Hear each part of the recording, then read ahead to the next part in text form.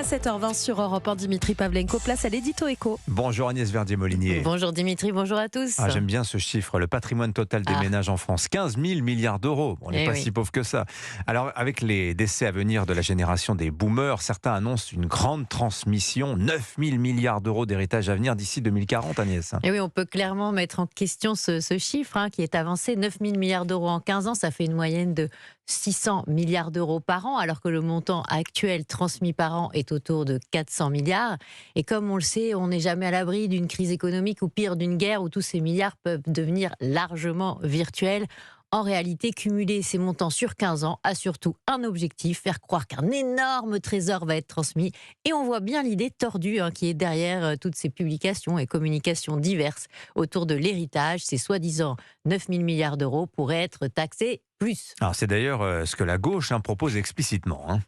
Et oui, exact. Le rapport de la Fondation Jean Jaurès sur la grande transmission propose, devinez quoi Dimitri, un impôt sur les grandes successions avec un taux allant jusqu'à 50% en ligne directe, alors qu'avec déjà 45% maximum en ligne directe, nous sommes déjà les plus taxés d'Europe.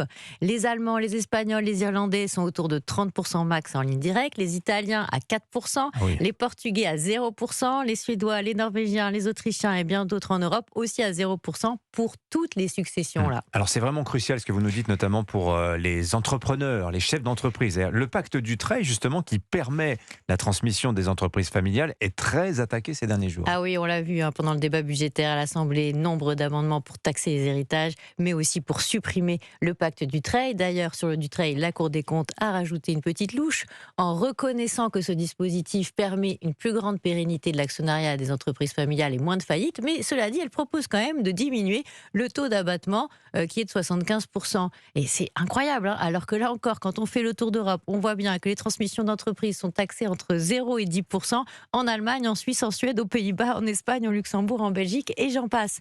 Et pourtant, Dimitri, ça il faut le souligner, suite à la suppression des droits de succession et de l'ISF en Suède en 2004, les recettes fiscales, elles n'ont pas baissé, elles ont augmenté de 27% en valeur entre 2000 et 2010, et même 10% hors inflation. Donc c'est pas quand on tape et qu'on augmente les impôts qu'on réussit à récupérer des recettes. Voilà, le miroir tendu de nos voisins, c'est toujours intéressant de regarder dedans. Merci beaucoup.